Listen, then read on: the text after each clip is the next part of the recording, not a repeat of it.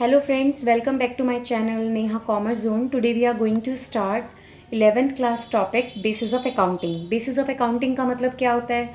जब कोई company account करती है, कोई फाइनेंशियल ट्रांजेक्शन करती है और फाइनेंशियल ट्रांजेक्शन के दौरान उसको कंपनी का प्रॉफिट एंड लॉस जानना है, तो उसके लिए उसके पास दो तरह की अकाउंटिंग होती है. एक होता है कैश बेसिस ऑफ अकाउंटिंग, जहाँ पर वो अकाउंटिंग सिर्फ कैश के बेसिस पर करती है.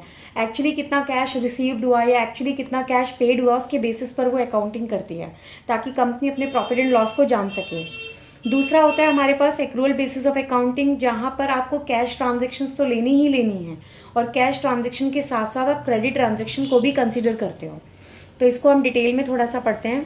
Cash basis of accounting it's a system where transactions are recorded when cash being paid और रिसीव्ड. ये एक ऐसा सिस्टम होता है जहाँ पे आप अपनी ट्रांजेक्शन्स को रिकॉर्ड करते हो जब एक्चुअल में या तो आपको कैश रिसीव हो रहा हो या फिर आप पे कर रहे हो. उसके अलावा आपके पास किसी भी तरह की यदि कोई एडजस्टमेंट एंट्री है, आउटस्टैंडिंग एक्सपेंसेस या prepaid expenses, income received in advance, ये एक्रूड इनकम, उनको यहाँ पर कंसिडर्ड नहीं किया जाता, वो एक्रूअल बेसिस में कंसिडर होते हैं. कैश बेसिस ऑफ अकाउंटिंग का एग्जाम्पल है जैसे कि रिसिटेंट पेमेंट अकाउंट प्रिपेयर्ड किया जाता है एनपीओ के केस में. कोई एनपीओ है, कोई क्लब या स्कूल, वो अगर रिसिटेंट पेमेंट अकाउंट प्रिपेयर्ड करे तो वो कैश बेसिस ऑफ अकाउंटिंग का एग्जाम्पल है. इसके कुछ एडवांटेजेस भी हैं और डिसएडवांटेजेस भी हैं. एडवांटेजेस में जैसे कि it's is very simple, there will be no adjustment to made. ये बहुत आसान होता है कैश बेसिस ऑफ अकाउंटिंग. इसमें अकाउंटिंग करना बहुत आसान और बहुत सिंपल होता है. किसी भी तरह की कोई एडजस्टमेंट नहीं करने की ज़रूरत होती कि पिछले साल का कोई खर्चा तो नहीं अब तक ड्यू जो अब तक पे ना हुआ हो, या फिर हमने एडवांस में कोई पेमेंट तो नहीं कर दी, हमें एडवांस में कोई इनकम तो रिसीव नहीं हुई. इस तरह की हमें कोई एडजस्टमेंट नहीं करनी पड़ती. इट्स मोर ऑब्जेक्टिव इसका बहुत इजी और कुछ ज़्यादा रिक्वायरमेंट नहीं होती है कि भाई हमें कोई जजमेंट करना है या हमें कोई एस्टिमेशन निकालना है. इसका अप्रोच जो होता है वो बहुत ऑब्जेक्टिव होता है. एंड ये किसके लिए सुटेबल होती है? ये उन्हीं ऑर्गेनाइजेशन के लिए सुटेबल होती है जहाँ पर ट्रांजैक्शन बेसिकली कैश बेसिस पर होती हैं. तो ये इसके बेनिफिट्स हैं. उसके अलावा अगर मैं डीमेरिट्स की बात करूँ तो कभी कभी ये ट्रू एंड फेयर व्यू नहीं देती प्रॉफिट एंड लॉस की, क्योंकि वो सिर्फ कैश ट्रांजेक्शन्स को रिकॉर्ड करती है, बाकी चीज़ों को वो कंसिडर नहीं करती है. तो कभी कभी true and fair view profit and loss का नहीं शो हो पाता. एंड ये मैचिंग प्रिंसिपल को भी फॉलो नहीं करती, does not follow the matching principle of accounting, क्योंकि मैचिंग प्रिंसिपल ऑफ अकाउंटिंग कहता है कि आपका उसी ईयर में एक्सपेंस और इनकम दोनों चीज़ें बराबर होनी चाहिए. वो इसमें फॉलो नहीं हो पाता. And last, it does not distinguish between capital and revenue item. Capital और रिवेन्यू आइटम के बीच का जो डिस्टिंग्विशनेस है उसको भी वो डिफ्रेंशिएट नहीं कर पाता. हम आगे अपनी 11th क्लास में आगे चैप्टर पढ़ेंगे जहाँ पे कैपिटल और रिवेन्यू को बहुत डिटेल में समझाया गया होगा, तो वहाँ पर आपको एग्जैक्टली क्लियर होगा कि कैपिटल या रिवेन्यू आइटम क्या है. तो हम इसको एक बार एक प्रैक्टिकल एग्जाम्पल्स के थ्रू भी समझ सकते हैं. जैसा कि आप देख पा रहे हो कि एक एग्जाम्पल है, ड्यूरिंग द 2022-23 में Neha had cash cell of ₹4,80,000.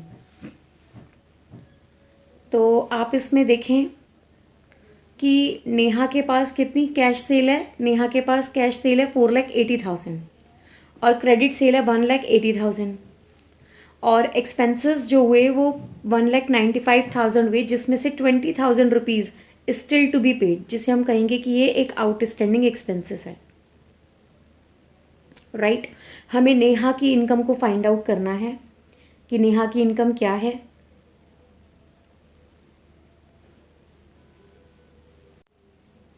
Neha की इनकम को फाइंड आउट करना है फॉर द ईयर 2022-23 में. लेकिन सबसे इम्पॉर्टेंट चीज़ किस बेसिस पर करना है? कैश बेसिस ऑफ अकाउंटिंग पर करना है. तो एक बार इसको देखते हैं, समझते हैं. क्योंकि हम कैश बेसिस ऑफ अकाउंटिंग कर रहे हैं तो हमें क्रेडिट सेल्स से तो कोई लेना देना नहीं है. हमें जो भी चाहिए होगा इसमें सिर्फ कैश बेसिस चाहिए होगा. तो कैश सेल कितनी है हम जानते हैं. यदि हमें कोई टोटल इनकम निकालनी है तो टोटल इनकम कैसे निकलती है? यदि हम रेवेन्यू में से एक्सपेंस को माइनस कर दें तो हमें हमारी इनकम का पता लग जाएगा. हमें इस क्वेश्चन के अकॉर्डिंग क्रेडिट सेल लेना नहीं है, हमें कैश सेल लेना है. कैश सेल हमें क्वेश्चन में 4,80,000 गिवन है और जो एक्सपेंसेस हैं वो 1,95,000 के गिवन है, जिसमें से 20,000 हमें आउटस्टैंडिंग एक्सपेंसेस दिया हुआ है. अब क्योंकि हम कैश बेसिस ऑफ अकाउंटिंग कर रहे हैं तो हमें आउटस्टैंडिंग एक्सपेंसेस को यहाँ पे कंसिडर नहीं करना, हम इसको माइनस करेंगे. Then we will get 1,75,000. तो आपकी जो कैश सेल हुई 4,80,000, उसमें से आप जब एक्सपेंसेस को माइनस करोगे तो 3,05,000 जो है वो आपकी इनकम आ जाएगी. तो इस तरीके से हम कैश बेसिस ऑफ अकाउंटिंग करते हैं। आगे का एक रूरल बेसिस ऑफ अकाउंटिंग मैं अपने नेक्स्ट पार्ट में आपको बताऊंगी, जहाँ पे आपको मीनिंग, एग्जाम्पल और प्रैक्टिकल एक एग्जाम्पल के थ्रू उसको आपको एक्सप्लेन करूंगी। अगर आपको कैश बेसिस ऑफ अकाउंटिंग अच्छे से क्लियर हो, समझ में आया हो, तो गाइज मेरे चैनल को लाइक कीजिए, सब्सक्राइब कीजिए और बेल आइकन को प्रेस कीजिए, ताकि आगे आने वाली वीडियो आप तक पहुँच सके टाइम से और आप उसको देख सकें। Thank you so much guys.